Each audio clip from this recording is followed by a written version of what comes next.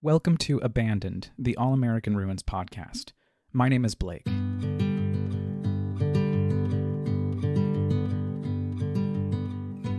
Per usual, I have just a quick note before we get started. This is a bonus episode, so if you haven't listened to the show yet, I would suggest that you hit the pause button and go back to the beginning, to the prologue to Season 1, to Anna Moya, so you can get a sense of what we're doing here.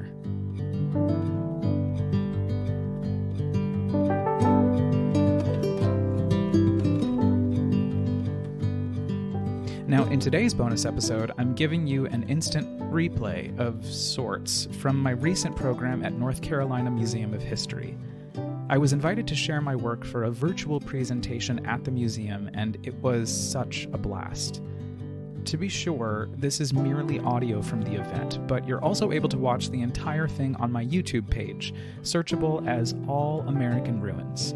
I linked it in the show notes, as well as the presentation deck that goes along with it. But if you're driving or riding the subway or waiting for a Grubhub delivery at home, this might be the perfect way to learn all about the project. That's next on Abandoned, the AllAmerican Ruins podcast. Here's Stacy from North Carolina Museum of History. Hey, welcome to this edition of History Highballs, AllAmerican Ruins. My name is Stacy, and I handle adult education here at the museum. So whenever you sign up to join us for one of these History Highballs programs, you and I get to virtually spend the evening together listening to some incredible stories about places and people and what makes our state so special. If you enjoy tonight's program, we invite you to head over to the museum's website at ncmuseumofhistory.org, where you can learn more about our upcoming programs, exhibits, and digital resources. This is also where you can find more information about joining our wonderful North Carolina Museum of History associates. Our associates and foundation provide crucial funding and support to the museum, which, in addition to many other things, helps make programming like tonight's program possible. We would also like to thank those of you who donated funds towards this evening's program. We continue to do our best to keep our programs free to attend, but there are costs associated with keeping our series going, and we just continue to be so appreciative of your generous support of the museum. A few quick housekeeping notes, for this evening. We ask that you please keep your mics muted throughout the entirety of the program, and to please type any questions that you have for our guest speaker into the chat function located at the bottom center of your screen. At the end of the program, our adult programs intern, Hannah, will ask our speaker as many of your questions as time allows. So it's my honor to introduce and welcome this evening's speaker, Blake Pfeil. Blake is an award-winning musician, writer, audio maker, and performance artist. He is one of the co-founders of New York City-based folk fusion band Macabre Americana and hosts the Pfeil File on Radio Kingston in the Hudson Valley of New York. In his day job, he steps into the role of operations and programs manager at nonprofit storytelling organization TMI Project. Pfeil holds an MA in Arts Entrepreneurship from Purchase College and a BFA in Musical Theater from Emerson College. And he is also an alumnus of the Audio Podcast Fellowship at Stony Brook University. So Blake, the floor is yours. I'm going to turn it over to you. Welcome. Hey, thanks so much, Stacey. And Hannah, thank you so much for helping out this evening. Really appreciate it. So nice to be here with all of you this evening. As Stacey mentioned, my name is Blake, and I'm the creator of AllAmerican Ruins, which is the project I'm actually here to talk to you about today. I did want to take a quick second to, again, thank Stacey, Hannah, and the entire staff at the North Carolina Museum of History for inviting me to come join them for History plus Highballs. It's a very cool situation that y'all have going on here. And it's a little bit relevant to my life, actually, because a good family member of ours, Bill, was the head of the history department at UNC Asheville for years. So this feels like a semi-homecoming in a lot of ways. So I'm going to get started here. I will just note that we had our little tech rehearsal earlier, and some of the video links that I had prepared weren't working. There's one in particular that we will have to link out to later on in the presentation. But I just wanted to let y'all know that, we're over 3 years into this whole pandemic Zoom thing, and I still feel like we can't get certain things right, and it cracks me up. So just wanted to make sure I mentioned that before I started. So I wanted to check in with everybody right before I began. I'm just curious, is there anybody in the virtual audience who is familiar with this word anemoia? And if you are, you can just raise your little virtual hand. Elizabeth, so we have one total. That's awesome. So I'm just going to read the definition for you. Anemoia, it's not actually an official word, but it's nostalgia for a time and place that one has never known. Oh, Susan, looks like you know the word too. Awesome. And I want you all to remember this word anemoia for the rest of the hour, because it's going to be very important on our little adventure together. So that being said, what is AllAmerican Ruins? And I think the best way to put it is AllAmerican Ruins is a multimedia travelogue where I recount my expeditions exploring abandoned spaces all over the United States and actually around the world. And I reimagine those experiences through fantastical multimodal storytelling. So a simple little concept. Along the way, AllAmerican Ruins is also investigating the underbelly of America a bit by asking all kinds of critical questions about the country through the lens of these glorious forgotten spaces, while also encouraging folks to activate their imaginations as tools for healing. One of the cool things about the project is that it's gotten a lot of exposure recently and has been featured in some very, very cool places, including, you'll see at the bottom of the screen now, my newest partner, North Carolina Museum of History. So very glad that you're here. You might be asking me, how does one get involved? What does it mean exactly, a multimedia travelogue, fantastical multimodal storytelling? Well, it's a great question, and thank you so much for asking. There are actually several ways to experience the magic of AllAmerican Ruins, and the best part of that is that all of the modalities are interrelated. So, for example, you could start with the original story, which is on the blog, about the abandoned Nevele Grand Resort, which is an abandoned ski resort in the Shawangunk Mountains of New York. And then you could put on a pair of headphones and listen to the immersive podcast version of that original story.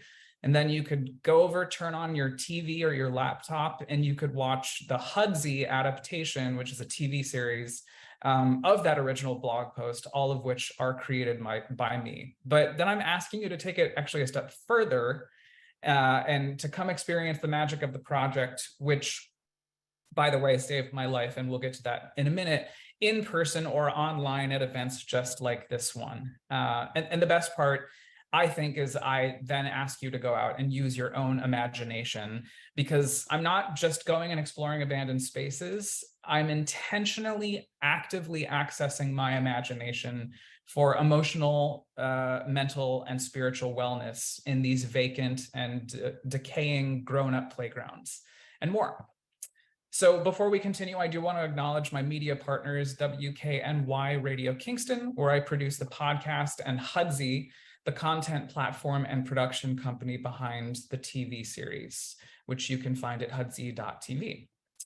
So who am I, and why should y'all listen to me? Well, again, it's always strange to have one's bio read to them, but my name is Blake, which you already know, and at my core, I'm an artist through and through. I make lots of different kinds of things and have been doing so over the years. I'm a writer, an audio maker, a filmmaker, a musician, a songwriter, a photographer, or you can lump it all together and just call me a multidisciplinary storyteller. You might have noticed I use the prefix multi a lot, and you'll learn that over the course of this presentation as well. I also have a piece of paper that says the words Master of Arts on it, and another piece of paper that says Bachelor of Fine Arts on it, although that degree, just fun anecdote, I accidentally left in South Korea after a year-long stint at a children's theater company. I had to bring it with me to prove to them that I was who I was, and then I left it there. But I also just recently graduated from the SUNY Stony Brook Audio Podcast Fellowship, which was an integral organization who helped me bring the project to life. But who am I really? who are any of us really? Well, I like to say that we don't have stories as human beings, but that we are stories. All of us are an ongoing story that's being told and is waiting to be told. And each of us has a beginning and a middle and an end, and many beginnings, middles, and ends in between. So just to get us started, I'd like to tell you a little bit about my story. And since we are exploring the healing power of imagination today, I'm going to take you back to the 1990s when these gray booty shorts on this little nugget right here were totally acceptable. Even though it might be weird, I am going to ask you, and I can't see you, so I can't hold you to this, but I'm going to ask you anyway to close your eyes. And I want you to see what comes up for you in your imagination as I share this story. So as a kid, I was fascinated with an abandoned dairy farm that was down the hill from my house in Colorado. There was this feeling that I had been there before. Now, of course, this wasn't possible because the farm, which was part of the former Modern Woodmen of America tuberculosis sanatorium that opened in 1909, was closed by 1980, and I was born in 1987. That funny feeling that I had in my gut was more than a weird familiarity. It also gave me this sense of security and serenity. And in the attached house, part of this huge dairy farm property, still filled with dishes and furniture and clothing, I would run my fingers along the walls and it felt recognizable to me. Now, you can open your eyes. That's the dairy farm behind me. That's my brother, our neighbor Lara, and someone who we cannot figure out who it is. And this is before it burned down. Here it is after a major portion of it burned down. You can learn more about the history of the dairy farm, the inception of this project, actually, both in the article that I wrote for Colorado Magazine and a special bonus episode of Abandoned, the AllAmerican Ruins podcast that I produced exclusively as part of my partnership with History Colorado, which is another beautiful state agency, much like the North Carolina Museum of History. I'm going to play you a small part of that bonus episode now, and apologies in advance. But the host in me is going to ask you once again to close your eyes, and let's fingers crossed that this works. And Stacy, can you let me know if you But can, first, can y'all hear that? I want you to close your Go. eyes. Yep. Great. Let's start this over. Here we go. But first, I want you to close your eyes for a moment. I'll show it to you. The Holstein herd furnishes ample quantities of milk of wonderful and nourishing quality. Celebrated prize winners are in this herd, and every cow is kept in sanitary slot. You can see it, right? The white farmhouse with the brick siding. And the animals painted into the windows. It's 1933, in the unmatchable Colorado summer, and you and I are standing at the top of a giant hill overlooking this farm. There, over to the left, a long barn, an off-white color with large stones that make up the base. A silo, not too tall, not too wide, casting a perfect shadow in the Woodman Valley. The land of sunshine. Now, keep turning to your left, just past that small grove of ponderosa, an even smaller cluster of sandstone. There, stop. You see it? That's the pasture, filled with the Holstein cows. Aren't they something? I love watching them eat, graze, because right now, they don't care about anything but eating. And with that kind of simple mindset, you may not realize the sheer intelligence and majesty of the Holstein cow. And this particular herd, well, these cows actually have a very important job. These cows are helping the staff at the sanatorium save the lives of hundreds of patients who reside there.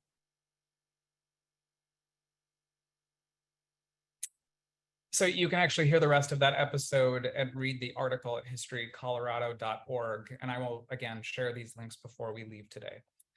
So as a kid, every time I snuck into this historical beauty, I found myself engaging in made-up conversations with imaginary characters who might have once lived there. I didn't know if they actually did, but it was important to me, and it changed me, because with these imaginary friends, I found kinship and meaning, and it was healing emotionally and mentally and spiritually, though I don't think that this young kid in the gray booty shorts was actually aware of what any of those feelings were. I just knew that I loved to be there, and I frequented these visits more and more to the abandoned dairy farm. And the more that I frequented them, the more it transformed into my private sanctuary. So we are now going to fast forward from the early 90s to May of 2020. And I woke up from a dream that I was actually back inside that dairy farm. The same funny feeling, anemoia, bubbling up in my gut. And it was the first time in months that I had felt a sense of safety. COVID had been raging for 3-ish months at that point, and my germophobic isolationist anxiety had kind of taken control of my life. So I lay there and I was thinking about the dairy farm, and I wondered if there were any abandoned buildings near my home in the Hudson Valley where I live.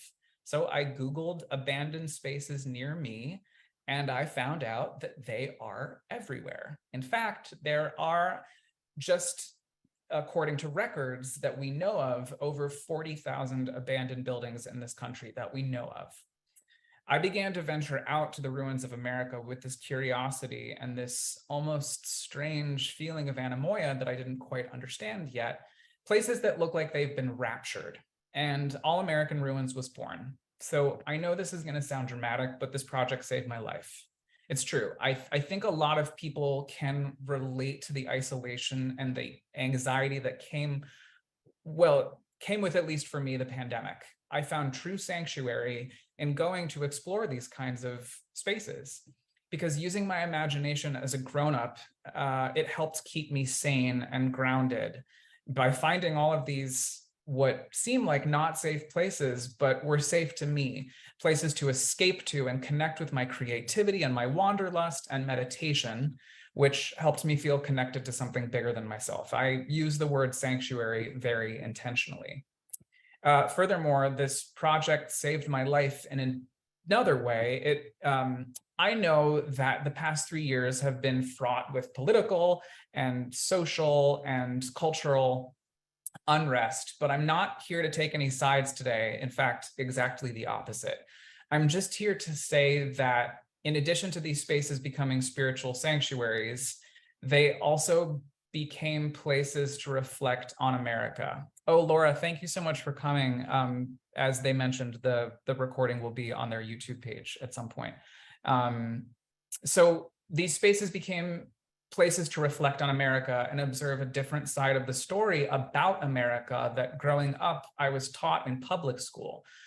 The project began about the same time that we were starting to see the movements, social movements stirring and exploding, both on the heels of Black Lives Matter and in the midst of the ramp up of the Women's March, the fight for gun control with Everytown for gun safety, the attack on LGBTQIA+ rights, the tumble down of the economy and the environment. And again, I am not taking sides.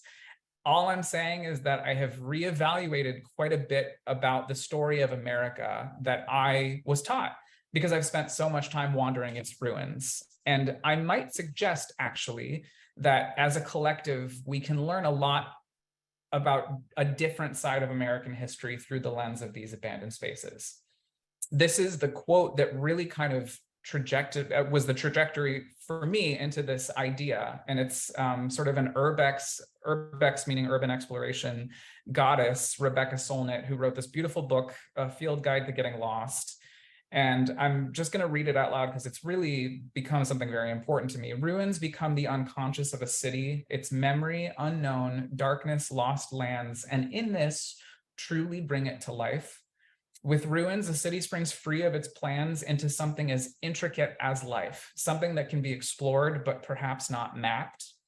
This is the same transmutation spoken of in fairy tales.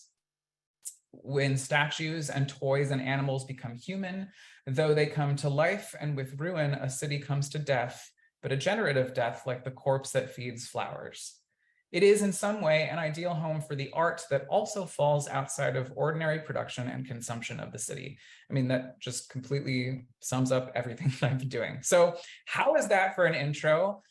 So we're going to be splitting today's talk up into two parts. The first part is part one, the science of imagination as healer, and then part two, an alternative roadmap of America. Now, over the course of the presentation, I want you to keep asking yourself two questions. One, can the human imagination serve as much of a space of healing and serenity as it is a space of creativity and wonderment? And then also, what can we learn about American history, culture, and politics from the ruins of America? So let's just dive right into part one, the science of imagination as healer. This is a quote from one of my main sources of research, Dr. Kathy Malchiotti, who's a PhD and has done a lot of work in imagination work, which we'll get to in a little bit. But she states, many contemporary psychotherapists believe imagination sets the stage for engagement in treatment, positive shifts in thoughts and feelings, and ultimately the discovery of novel ways to overcome life's challenges. So remember the first question that I asked you to keep in mind as we navigated today's presentation. I'm going to get just a little bit more specific with it. The question being, can we improve our mental and emotional well-being in real time using the power of imagination? The short answer is yes, I think that we can. The problem with this posit is that there isn't actually a lot of research on imagination healing us in real time. At least that I've been able to find. But what I have been able to find is simple. Basically, the research suggests that yes, imagination can be a reparative and restorative experience that helps us discover novel ways to address life's challenges. People who experience long-lasting traumatic stress reactions may have challenges when it comes to imagination, and the restoration of an individual's imaginative capacity may be part of the healing process when it comes to traumatic stress. So these are all the findings of Dr. Kathy Malchiotti, like I said, via Psychology Today, discussing expressive arts therapy, which is an integrative approach to treatment for trauma using movement and sound and image making, enactment, play, and other forms of implicit communication. And when I was reading about this, I thought to myself, these are all of the things that I've been doing as I've been wandering these abandoned buildings. As such, imagination is a core component of expressive arts therapy, and today it's actually widely believed among mental health and wellness practitioners that our imagination provides a foundation for all kinds of trauma-related treatment, which enables patients to learn how to uncover positive shifts in thoughts and feelings and unearth simple ways to triumph over challenges in life. I came across this research from Dr. Malchiotti about 2 years into my work with AllAmerican Ruins, and I had been actively thinking about how my imagination in these abandoned buildings really was running wild. I was aware that there was, that something was kind of off in the picture that my family painted of our family when I was a kid. But when I used my imagination inside the abandoned dairy farm, it became a first line of defense and protection from any of those scary or traumatic feelings and thoughts about all the bad things I was witnessing my family going through. And I say all the bad things. I actually had a lovely upbringing, but my parents' divorce was quite traumatic, and there were a couple other things too. And again, this dairy farm just provided a sanctuary for me. And then again, as an adult living alone in a pandemic, I was germophobic and isolationist. Anxiety, like I said, took the best of me. And I was completely afraid of even being on any of the hiking trails near my house in the Catskills because the influx of people coming up from New York City, which was the original epicenter of the pandemic here in the States, was overwhelming. But boom, there it is, my imagination keeping me safe. I was venturing out across the country, literally playing pretend as a 30-something inside abandoned buildings. And while the pandemic was as extraordinarily taxing as ever, I have to say that my experience was significantly improved because I had this creative and emotional outlet. Now, I was pouring through this research and I also located the potential holes, which I mentioned. The first being that fear, the human feeling of fear, can actually be a deterrent to humans actually being able to access their imagination. So I asked myself how it was possible that I could overcome all of these very debilitating fears I had when it came to COVID and still be able to access my imagination as strongly as I had been. And I realized that the project didn't really pick up steam in the creative realm until after I got vaccinated. And just total side note, the first place that I visited after I got vaccinated was North Carolina, and several spaces that we're going to get to explore together a little bit later.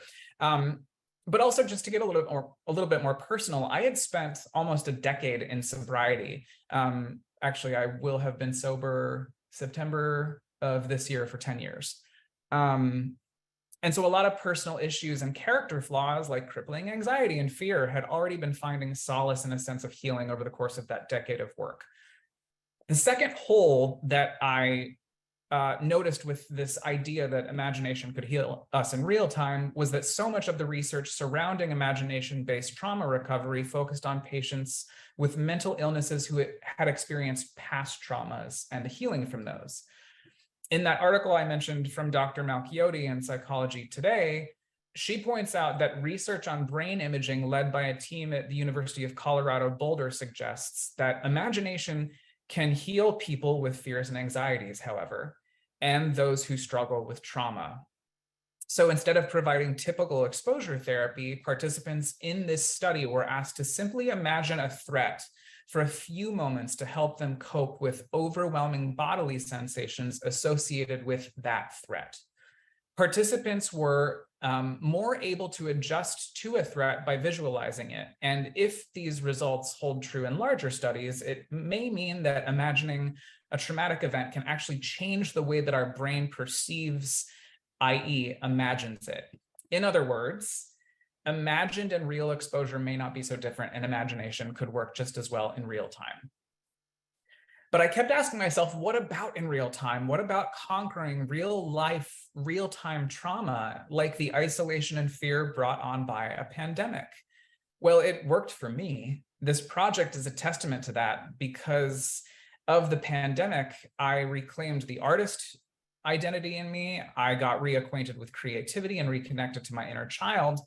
Now, if Dr. Malchiotti would just use this project as part of her research, we would be in business. And I love this quote from Bessel van der Kolk. I hope that you read it, but I agree. Imagination is absolutely critical to the quality of our lives. As we close part one and move into part two, which is the real fun part, I thought I would leave you with this quote from Dr. Rafael Campo. I have come to believe in the power of the imagination, if not to cure, then to heal. The only way that we can defy our own mortality is through acts of the imagination, by creating the stories and the sculptures and paintings and poems that will outlast us, but that will always be animated by our will to have created them.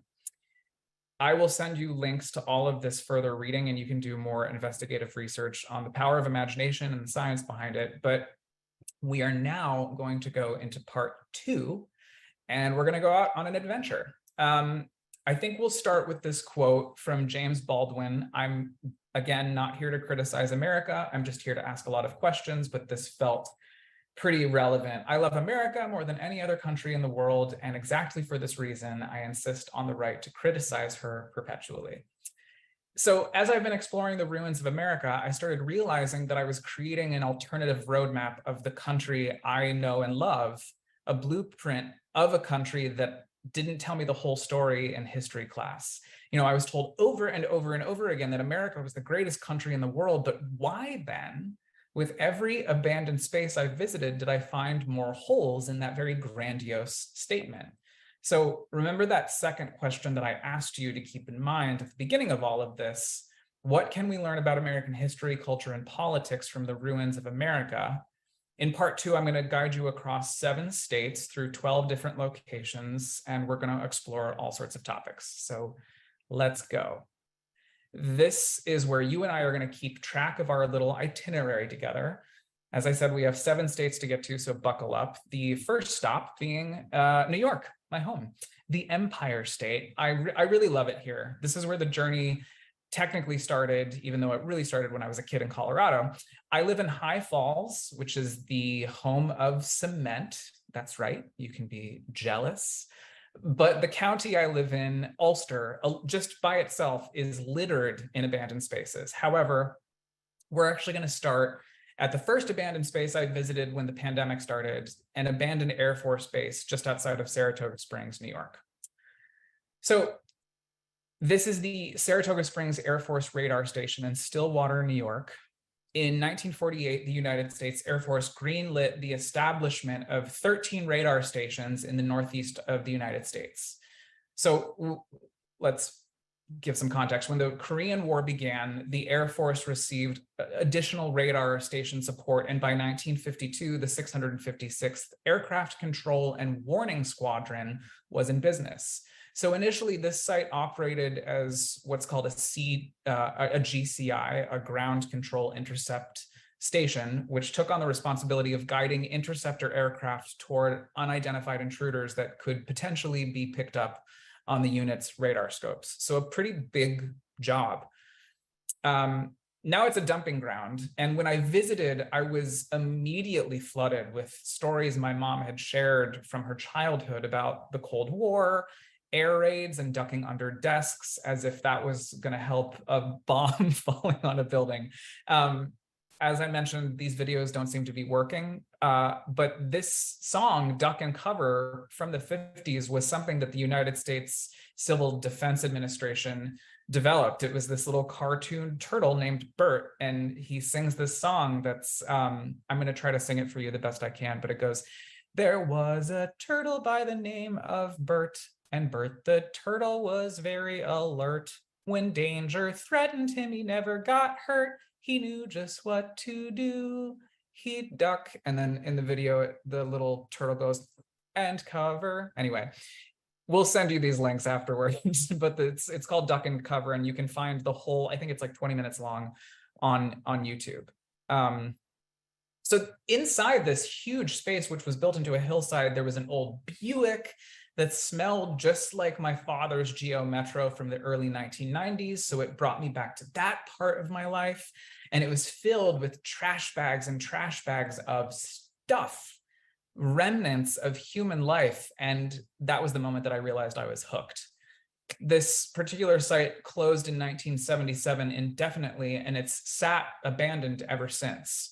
But you can actually go explore the complete site with me in the podcast episode from season 1 of Abandoned. And that song that I just sang is heavily featured by the original chorus who sang it back in the late 40s, early 50s.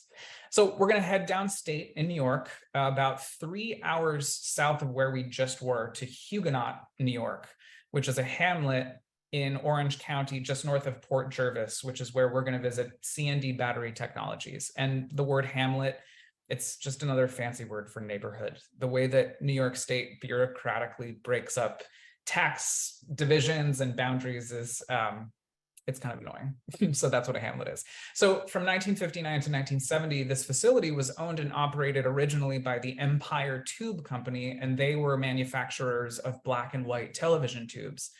So when I got there, I immediately realized that I was going to be thinking a lot about environmental justice, because in that original facility, hydrofluoric acid was used in the manufacturing process to remove carbon and potassium silicate from inside the tubes. But during this period, industrial wastewater was discharged to a lagoon that is adjacent to the northeastern corner of the plant building. C&D Technologies purchased that building and then operated at this facility manufacturing industrial lead batteries from the mid-1970s to 2006.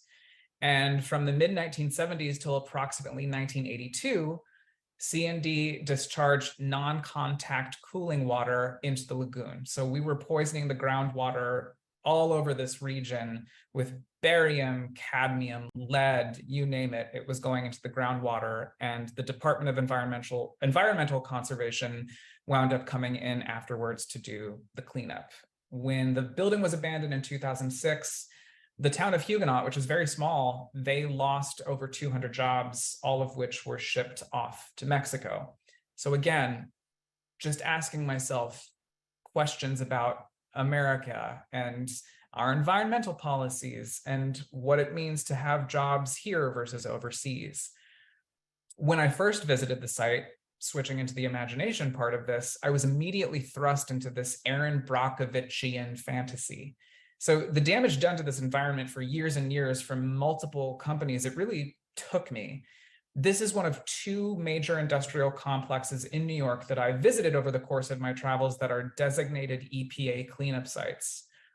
Not only does this site exist as a symbol of American capitalism gone awry and without regulation, actually, it's also representative of how large corporations can get away with so much abuse to the environment. C&D was never actually held responsible for the cleanup. It was the taxpayer who was held responsible. So we are going to go just up the road to Ellenville, New York, which is the abandoned 550-acre resort I mentioned earlier, the Nevele Grand Resort, which is part of the rich, rich history of this country and this area specifically.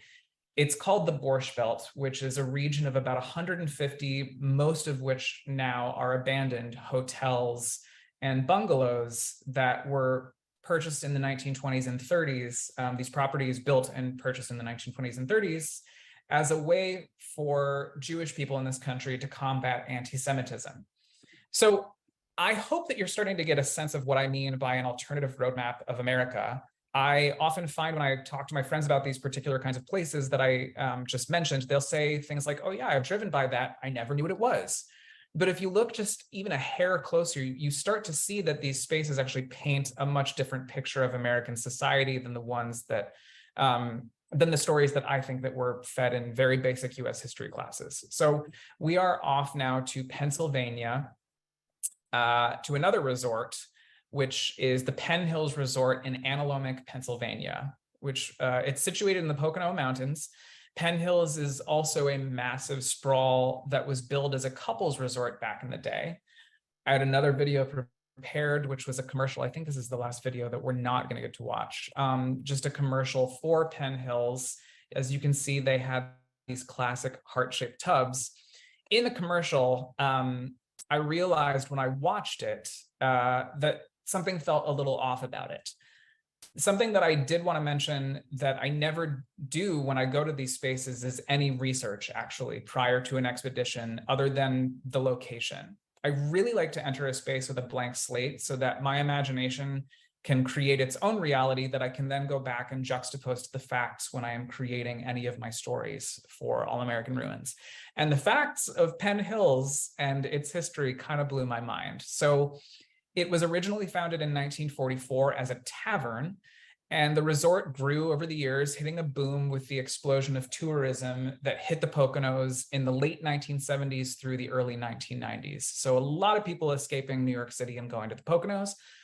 By the early 2000s, the resort had run into disrepair, and Charles Paolillo, who was the owner who inherited the resort from his parents, wound up owing $1.1 million in back taxes, and then suddenly shuttered the resort in 2009, which is also when the Nevele, the previous resort, was shuttered. Many of the employees who worked there were never paid for their final months of work, and it just shut down. So something that in these, I mean, this really killed me. There were these tubs all over the property that vandals had taken out of the rooms and kind of strewn all over. And you can't tell, but this pool is actually in the shape of wedding bells. So when I was there, I really got a sense of the early 1980s, like this gas mileage guide that was just sitting there in one of the rooms, or this disco ball that was in the basement club, where there was a piano that was tipped over. Just amazing, amazing things. This house, which is on the property, belonged to the Paolillo family, and it was very Versacean, not my design aesthetic for sure. When I mentioned that I watched that commercial and there were a few things that kind of felt off to me, it's a commercial with a lot of white people in it. This was the 1980s, and we weren't talking about things like diversity, the way that we are now, especially now. I also noticed that in this commercial, clearly there weren't any queer couples because that wasn't a thing in the culture back then.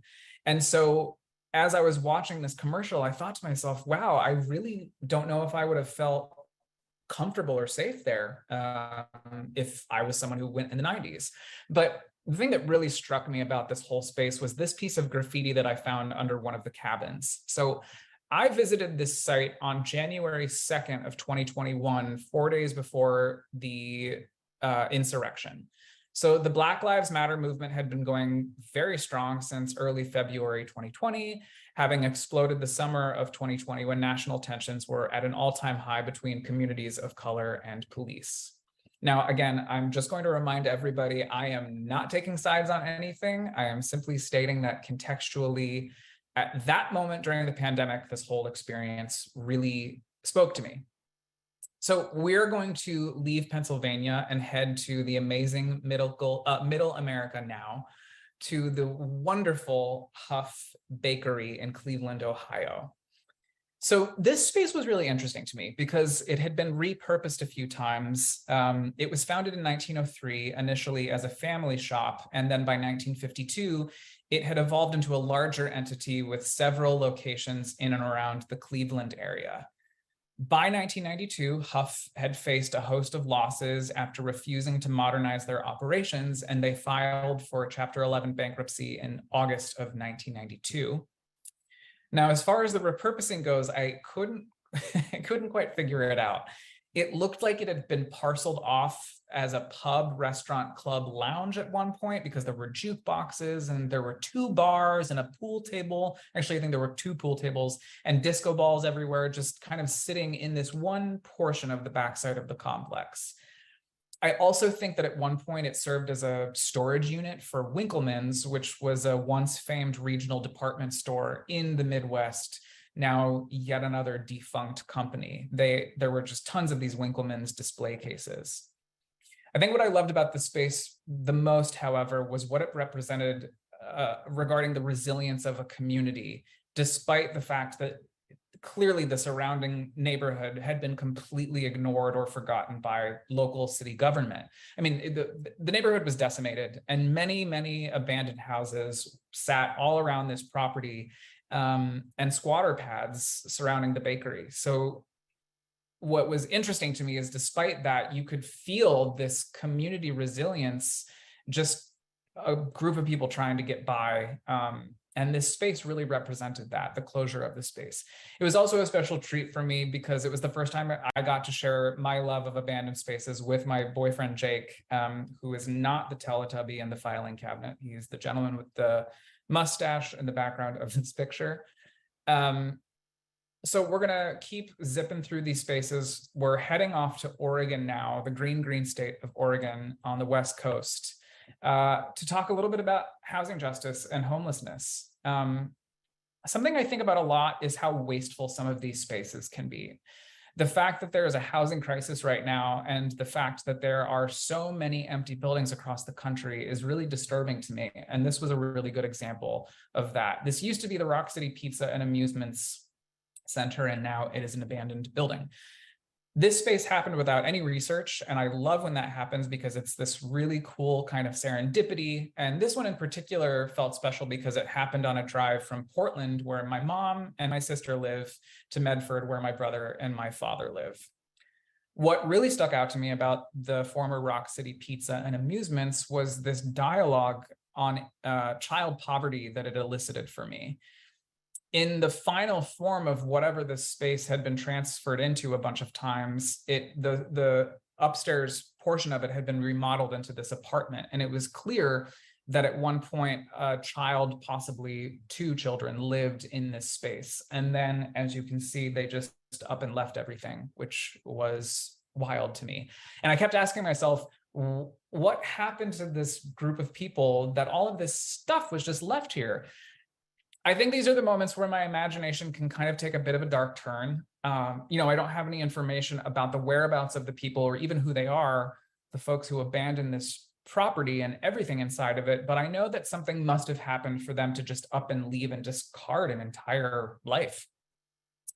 I think this is actually one of my favorite images that I've captured on this project so far. I just like that it says "Wake Up" behind me. I just think the idea of our country ascending out of its homelessness problem is something that could really be alleviated substantially if we were able to reuse and repurpose these spaces. So we're going to continue down Interstate 5 to Southern California and then across Interstate 10. And we're going to go back in time to 1979 when gas lines were long and Jimmy Carter was warning folks about the crisis of confidence. So this was an abandoned gas station in the middle of the desert, and it was mesmerizing to me. It's one of my favorite places I have visited. Super simple place, but it really brought me back to this moment in our country's history.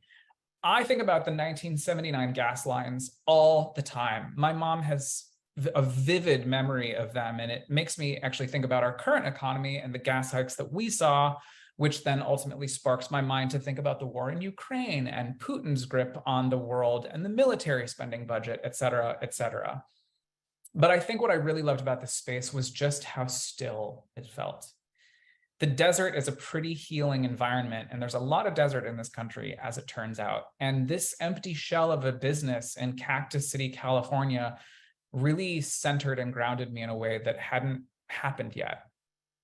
And despite the fact that it was right off the interstate, I still felt this stillness that was really palpable and calming. I believe this was an Amoco station, but still undetermined. I have been doing a lot of research trying to figure this one out. Apparently, what I did find, this gas station was one of several buildings that were part of this failed roadside experiment where this one guy bought up all this property with the intent of turning it into a tourist trap destination. So think motel, kitschy desert museum, and a diner. But I also loved being here because it was cool to see the desert slowly but surely swallowing up this once occupied business.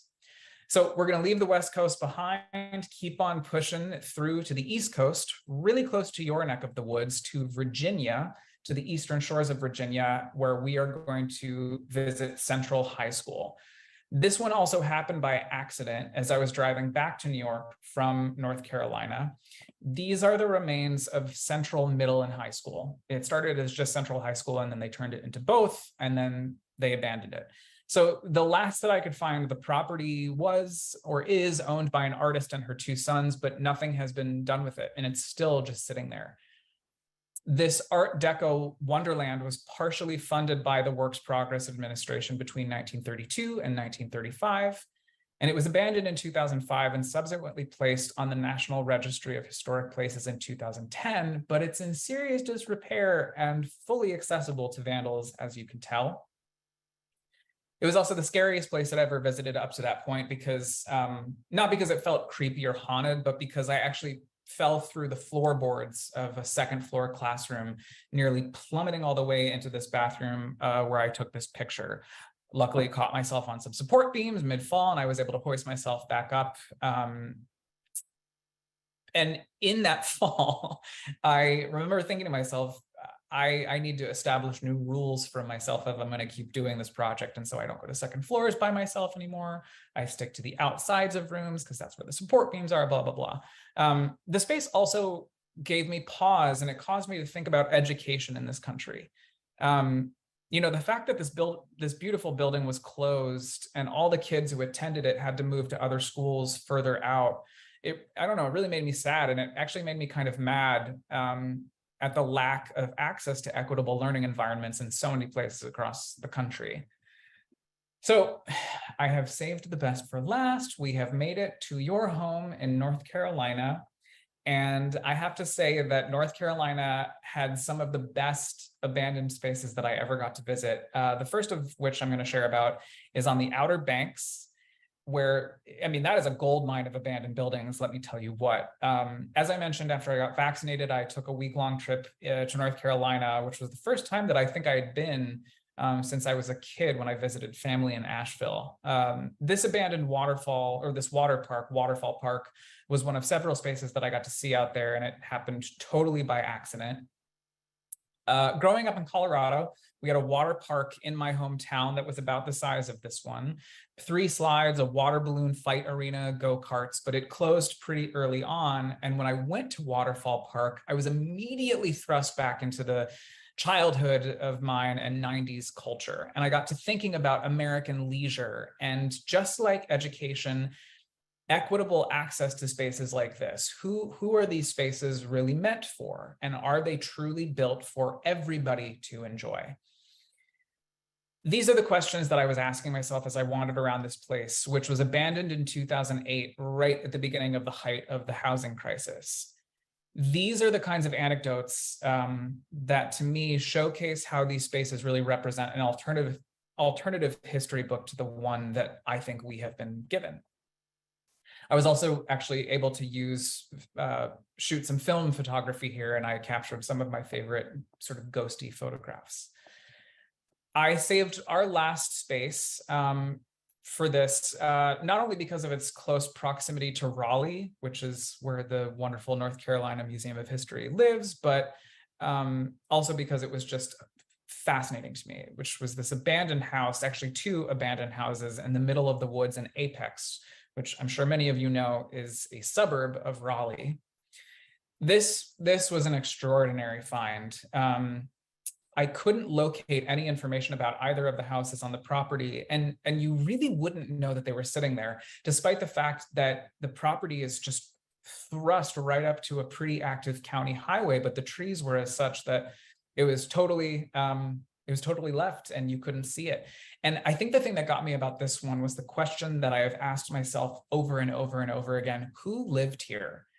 Why did they leave all this stuff behind? I mean, who is Susan? Who did this stitch work for Susan? It's amazing to me. And again, why are these 2 houses just sitting here empty while folks all over the country can't afford to pay their rent right now, or don't even have a home at all? Just more questions to add to the pile. But with that, I'd like to thank you for helping me draw a new roadmap for the United States by going on this adventure across the country to the ruins of America. I really hope that it was invigorating and interesting. I don't know, I just think it's amazing. Just by visiting a few spaces that are abandoned across the country, we get to examine America and so many themes that reflect on our past and our present and our future: war, the environment, prejudice, racism, the justice system, community, homelessness, the economy, education, preservation, leisure, I mean, so many other themes that can be extrapolated from just a quick trip to one of these ruins. I'd also like to thank you for indulging my scientific posit that the human imagination is in fact capable of creating mental and emotional healing in real time. And again, if any of you knows Dr. Malchiodi, please have her reach out to me. These are only some of the spaces that, oh, thank you so much, Ashley. I appreciate that so much. Actually, this brings up a good point. These are only some of the spaces that you can explore with me. You can also head over to allamericanruins.com to get more involved. You can view my photography on Instagram. You can read over 25 of my original stories on my Medium blog. Subscribe to the podcast. Thank you, Ashley, for doing that. And you can actually catch up on the first season. Season 2 launches in 2 months. Donate to Hudsy and watch the series. But most importantly, I would implore you to go use your imagination and let the world inspire you. I do also want to quickly mention the presentation is done virtually and in person. So if you're from an organization or know someone who might find this interesting, please feel free to have them reach out to me. I will be sending a follow-up email, so you can definitely reach out to me there if you do have other questions that we don't get to in the Q&A. And I would also just like to acknowledge all of these wonderful places which have brought me into their homes and spaces to discuss my work, including now you, my new friends at the North Carolina Museum of History. So I'm just going to leave you quickly with this quote from Dylan Thuris, who is the co-founder of Atlas Obscura. He mentioned it on my podcast. I did a profile of his work, but he states that there is no way to understate it. Imagination is the totality of human existence. Yeah, so that's it. I am going to paste all the links that I mentioned in the chat right now. And I think with that, Hannah, is it question time? Is that what we're doing? Yes, it is question time. Quick reminder to everyone tuning in, please just drop your questions in the chat. And then I will ask them to Blake so that it's easier for him to get through as many questions as he can. In the meantime, since we haven't had any questions in the chat, I have some that I'm prepared to ask, but please everybody send in questions. We'd love to hear from you guys. So one thing that I was wondering is kind of what's your process when you get to a new place? How do you start exploring it? And what do you do to kind of activate your imagination as you get there? It's a great question. I don't know. It's kind of its own beast. To get to a space, I rely heavily on Reddit and then private messaging between urbexers. Something I've noticed is that the urbex, meaning urban exploration, is this sort of underground community of people who do this kind of thing that I do. And they're pretty secretive about their spaces. And I should have prefaced all of this by saying I do not. I can't condone or not condone going to visit abandoned spaces because there's legal issues. So I just wanted to make sure that I put that out there. But to answer your question, I don't know. I leave it up to my imagination. I think the spaces really speak for themselves. And I think that I go in with a clean slate on purpose because I don't know what's going to happen, which is part of the beauty of it. Cool. Okay, and then we do have one question. What are some states, regions, or cities that you would like to explore? Oh, that's a great question. I will say the Deep South is very high up on my list. There is an amazing Instagram account called The Forgotten South. The person who runs it just has gorgeous photos. As Julie mentioned in the chat, New Mexico is also very up there. That whole region of the country is interesting to me, particularly considering what happened during the gold rush. That whole swath is just ripe with abandoned towns and mining operations, which I'd really like to get to. Awesome. Okay, and then someone did say, I'm just going to read it out, but speaking of resilience evidenced in the, is it Huff Bakery building, you may be interested to know a former baker has obtained a number of their wonderful recipes and continues the Huff family tradition of excellent baked goods to this day after a number of challenges. Yes, I don't know who owner is, but that is absolutely true. Huff Bakery, you can actually go, I think it's now called Archie's Huff Bakery. One of the original bakers bought all of the recipes and then started his own bakery in honor of that. And you can get their baked goods and they're shipped all over the country. I think through Goldbelly or something like that. We were just talking about this with my family. So whoever brought that to our attention, thank you for bringing that up because it's true. That's really cool. And then someone just asked, other than falling through the floor, have you ever felt unsafe in an abandoned space? Oh, sure. Yeah. I mean, after that fall, I really did have to reestablish my ground rules because this isn't a particularly, it's so funny. I feel the safest in these places that could actually be very dangerous. I think the most unsafe that I ever felt was pretty recently, actually. I went with a friend of mine to this abandoned Greyhound racetrack in Vermont. And we ran into a couple people there that I was pretty uneasy around. They were fine, but I was lucky that I was there with a friend because you really never know. This is no man's land. So you really never know who you're gonna come across. Interesting. Okay, and then last question. In many of your photos, you're leaping. They asked, where are you leaping to? Suggesting possibly into the future. I love that, Julie. Thank you for noticing that I am sort of levitating in a lot of the photos. So that was intentional. When I started this project, again, it was a pretty trying time, I think, for everybody, that first year of the pandemic especially. And it was clear to me that I was ascending those dark feelings of isolation and anxiety and fear of death from the pandemic by visiting these spaces. So I started taking these shots where I would position my camera jump just as such to make it look like I'm levitating. And so this is just a perfect example of that, because I really did feel like I was ascending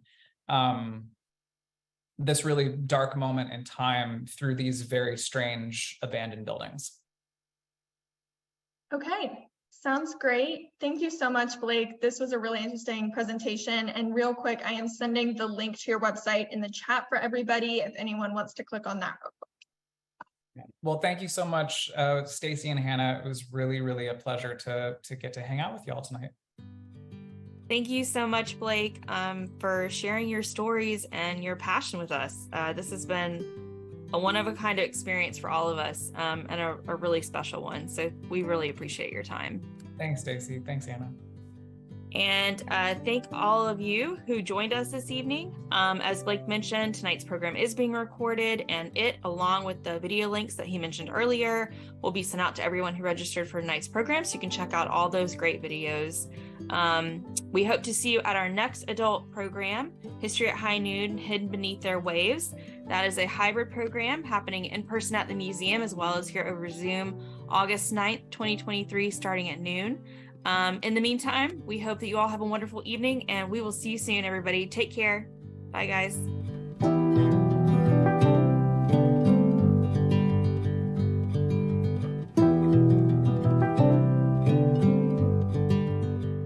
If you're just tuning in for the first time, then again, welcome to Abandoned, the All-American Ruins podcast. The entire first season is available now wherever you get your podcasts, and season 2 comes out this September. Oh, and speaking of September, for the first time ever, All-American Ruins will be doing a live show in person in partnership with Hudsey and Atlas Obscura. We'll be producing a multimedia experience at the Hudson House and Distillery in West Park, New York on Saturday, September 23rd. I would love for you to join us at this once-abandoned monastery that overlooks the gorgeous Hudson River. To learn more and purchase tickets, just go to allamericanruins.com or follow me on Instagram at allamericanruins.